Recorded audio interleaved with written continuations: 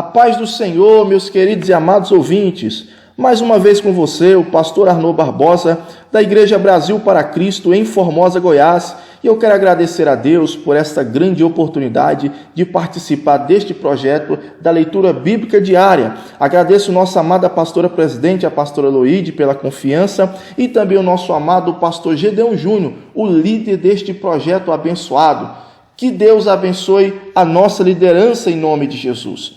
No áudio de hoje nós iremos comentar o livro de Êxodo, capítulo 23, e o tema é o compromisso com a justiça e a promessa da presença de Deus. Bem, nós já vimos aqui em áudios anteriores que o objetivo dessas primeiras leis era proteger a nação, organizar a sociedade de uma forma justa e concentrar a atenção do povo a Deus, conforme vimos aqui no versículo 13. Diz assim o texto sagrado: prestem muita atenção a todas as minhas instruções. Não invoquem o nome de outros deuses e nem mesmo mencionem o nome deles. No entanto, não podemos nos esquecer também que todas essas leis aqui escritas por Moisés, elas testificam sobre o verdadeiro Messias, que é Jesus de Nazaré, conforme João capítulo 5, versículo 39. Tendo isso em mente, vamos então conhecer esse primeiro conjunto de leis e entender a sua importância. Versículos 1 ao 3, nós vamos falar sobre o testemunho falso e a injúria.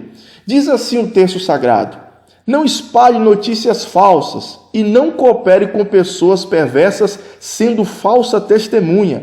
Não se deixe levar pela maioria na prática do mal. Quando o chamarem para testemunhar em um processo legal, não permita que a multidão te influencie a perverter a justiça.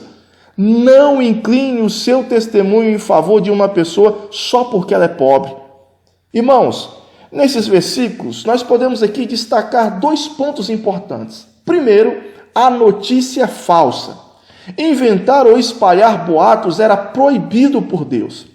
Isso porque nós sabemos que as mentiras, mexericos, calúnias ou falsos testemunhos têm o poder de destruir famílias, desfazer casamentos, separar boas amizades e até mesmo romper grandes alianças de paz entre as nações, além de provocar o caos, é claro. Por isso, o povo de Deus, em todas as épocas, precisa sempre se prevenir contra este grande mal, conhecido atualmente como fake news. Faço ainda mais uma ressalva.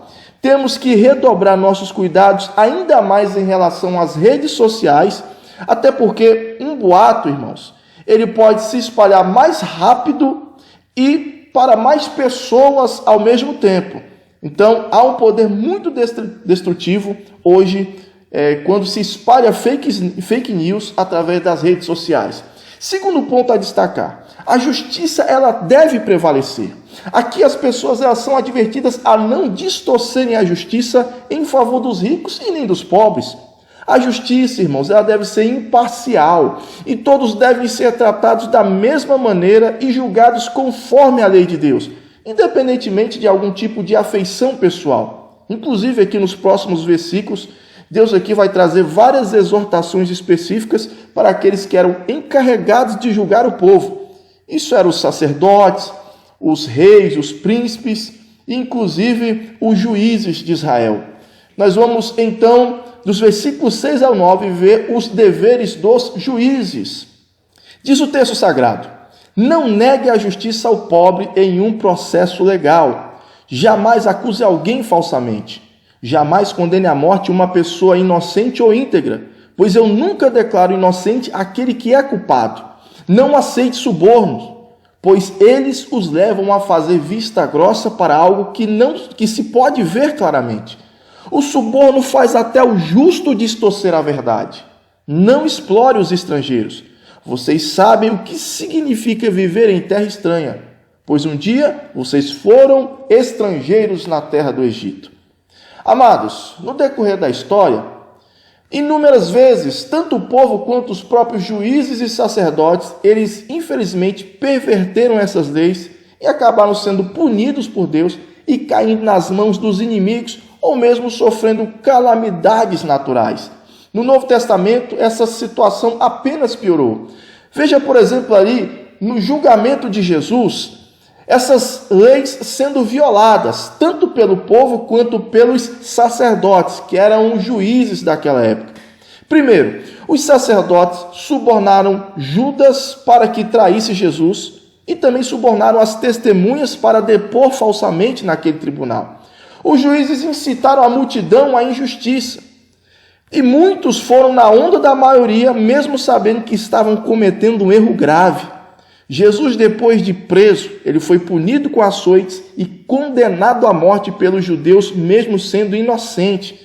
Inclusive, irmãos, a inocência de Jesus ela foi tão clara que até os romanos tentaram evitar essa injustiça. Por essas e outras razões, a aliança do Senhor com Israel só existia na teoria. Daquele momento em diante, não havia mais nada que Deus pudesse fazer pela nação, a não ser uma nova aliança. E essa aliança seria feita agora pela graça e não pela lei. Uma nova aliança selada pelo sangue de Cristo, pelo qual o Espírito Santo, ele seria enviado para nos auxiliar em nossas fraquezas, para não terminarmos como aqueles judeus que foram dominados pela cegueira religiosa e pela hipocrisia. Sobre os versículos 4 e 5, esses mandamentos são reforçados pelos ensinos de Jesus lá no Novo Testamento. Nós estamos falando dos princípios de perdão, misericórdia e amor. Diz o texto sagrado: se você deparar com o boi ou o jumento perdido do seu inimigo, leve-o de volta ao dono. Se vir o jumento de alguém que o odeia cair sob o peso de sua carga, não faça de conta que não viu. Pare e ajude o dono a levantá-lo. Olha só que maravilha. Essa ideia, irmãos, de ser gentil com os inimigos era algo novo e espantoso em um mundo dominado pelo desejo de vingança, que inclusive era o entendimento mais comum sobre justiça. Acredite se quiser, irmãos. Deus, além de apresentar esta proposta aos hebreus, ele também converteu isso em lei. Se um homem encontrasse um animal perdido que pertencia ao seu inimigo, ele deveria devolvê-lo imediatamente, mesmo que esse inimigo pudesse usar o próprio animal para lhe prejudicar. Por exemplo, ali um cavalo de guerra, né? Quando nós olhamos para a história do bom samaritano, lá em Lucas capítulo 10, do versículo 30 ao 37, nós podemos ver aqui claramente que Jesus ele ensinava como viver as leis de Deus na vida prática. Ali, meus irmãos, Jesus ele nos ensina que nós devemos estender a mão e ajudar todas as pessoas em necessidade, inclusive os nossos inimigos ou desafetos. Vejam que o ensino do Mestre sobre amar os inimigos, orar por quem nos persegue e perdoar aqueles que nos ofendem, não são leis novas, irmãos. Na verdade, são novas instruções ou mesmo um novo caminho para se cumprir os mandamentos de Deus. Agora nós vamos falar sobre o ano sabático nos versículos 10 e 11. Além do dia de sábado, ali citado no versículo 12, que era um dia semanal de consagração a Deus e de descanso de trabalho para todos, incluindo os escravos, estrangeiros e até mesmo os animais, havia também o ano sabático. Nós vamos ver um ano sabático ainda mais detalhado em Levítico, capítulo 25, do versículo 1 ao 7. A terra que já havia produzido durante 6 anos consecutivos, agora deveria descansar durante o 7º ano. Até porque isso era necessário para que a terra pudesse recompor os seus nutrientes, extraídos ali ao limite, devido à ação humana na agricultura. Deste modo, os israelitas eles deveriam confiar no Senhor e abastecer o máximo possível a sua colheita ali no 6º ano e viver o 7º ano na dependência de Deus, administrando o que o Senhor lhe deu ali no ano anterior. Assim, o que seria produzido espontaneamente pela terra naquele 7º ano pertenceria apenas aos pobres dentre o povo e as sobras para os animais. Num sentido profético, irmãos, o ano sabático ele aponta para o milênio. Nesse período tão aguardado pela igreja, a terra conhecerá o seu descanso. Isso porque nós sabemos que a criação, irmãos, ela será restaurada apenas pelo governo de Cristo, quando ele vier na sua segunda vinda, após ali o desastre causado pelo anticristo nos 7 anos de grande tribulação. Por essa razão, o apóstolo Paulo ele diz que a criação aguarda com expectativa a revelação dos filhos de Deus, na esperança de ser redimida, gemendo e suportando angústias até agora. Romanos capítulo 8, versículo 19 ao 23. Nós temos também, irmãos, as 3 festas anuais, ali nos versículos 14 ao 19. Estas 3 festas anuais, irmãos, são as famosas festas sagradas de Israel. Mas para esse áudio ainda não ficar muito longo, nós vamos falar desse tema com mais calma no próximo áudio. Até porque nós temos revelações importantes e profundas para aprendermos aqui. Por isso nós vamos fazer então um estudo diferenciado na parte 2 deste capítulo. Os próximos versículos a seguir, nós veremos a promessa da presença divina. Diz o texto sagrado: vejam, eu enviarei um anjo à sua frente para protegê-los ao longo da jornada e conduzi-los em segurança ao lugar que eu lhes preparei. Preste muita atenção nele e obedeçam às suas instruções. Não se rebelem contra ele, pois o meu nome está nele e não perdoará a sua rebeldia. Mas se tiverem cuidado de lhe obedecer e de seguir todas as minhas instruções, serei inimigo dos seus inimigos e farei oposição aos que se opuserem a vocês. Está ali nos versículos 20 e 21. Bem, com a conclusão ali do Código da Aliança, Deus agora quer inspirar confiança nos hebreus para o momento em que forem recomeçar a marcha rumo à terra prometida. Por isso, Deus ele envia o seu anjo para guiar e proteger o povo no seu caminho. Assim como o Senhor, irmãos, esteve presente com o povo, ali nas colunas de nuvem e fogo, ele agora se manifesta por meio desse anjo. Alguns estudiosos acreditam que este anjo poderia ser a manifestação de Jesus no Velho Testamento, num estudo conhecido por teofania, já que o nome do próprio Deus está naquele anjo. Por isso, antes de iniciarem a nova jornada, Deus então faz uma espécie de acordo com o povo de Israel. O povo deveria se comprometer em obedecer a Deus e guardar os seus mandamentos. E em troca disso, Deus então cumpriria a sua parte no acordo, abençoando o povo com tudo o que lhes falou. Esse acordo, irmãos, então, ele seria formado em uma aliança com sangue de sacrifícios. Mas quanto à resposta do povo e à liturgia desta aliança, nós veremos tudo isso no capítulo 24. Então vamos conhecer aqui as determinações divinas, depois falaremos das suas promessas nesse capítulo. Vamos lá, determinações do Senhor. Primeiro, ouvir a voz de Deus através do seu anjo e obedecer todos os seus mandamentos, especialmente todos os que nós já estudamos até agora. Nós vamos ver isso nos versículos 21 ao 23. Servir, adorar e prestar culto somente ao Senhor, o Deus de Israel. Quanto aos deuses das nações, eles deveriam ser desprezados, as suas imagens destruídas e lançadas fora do território de Israel.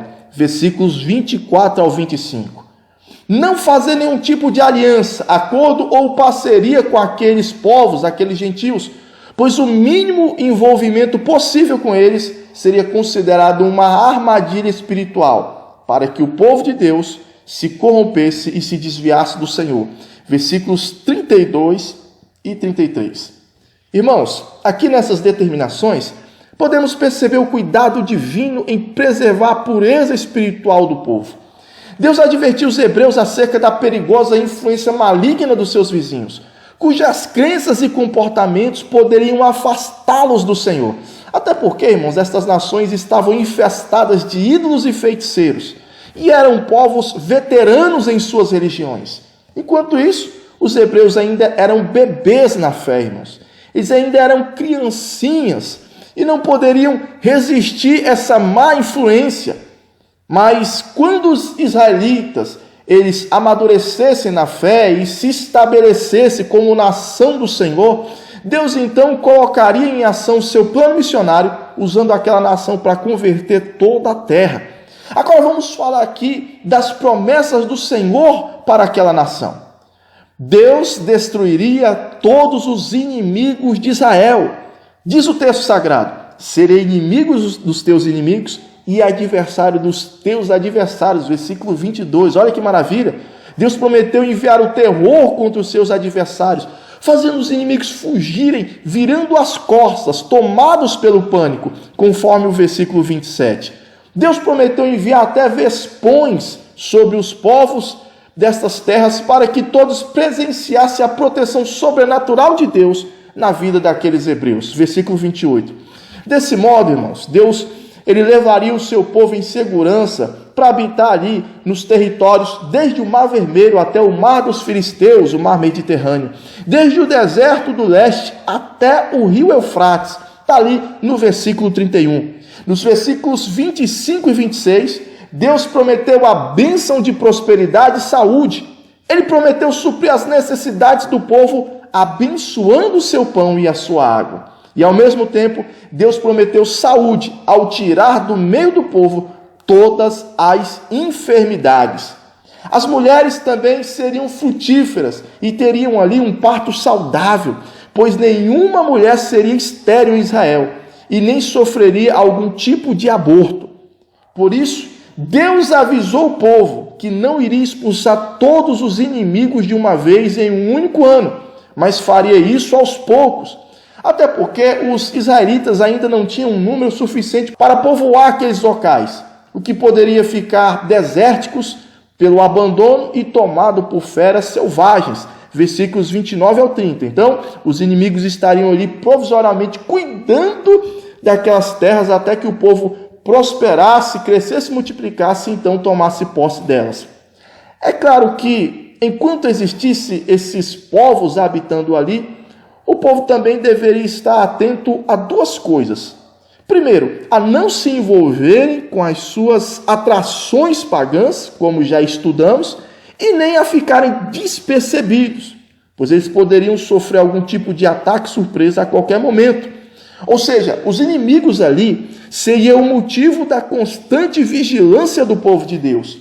Por essa razão, podemos entender também nos dias de hoje por que Satanás e os seus demônios continuam soltos. É para que nós, a igreja do Senhor, nós venhamos a vigiar, irmãos, orar e vigiar, até o dia em que nós alcançarmos a nossa terra prometida, no reino celestial de nosso Senhor e Salvador Jesus Cristo.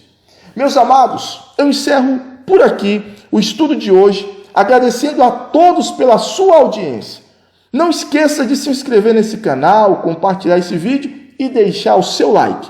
No mais, fiquem todos com Deus e a paz do Senhor.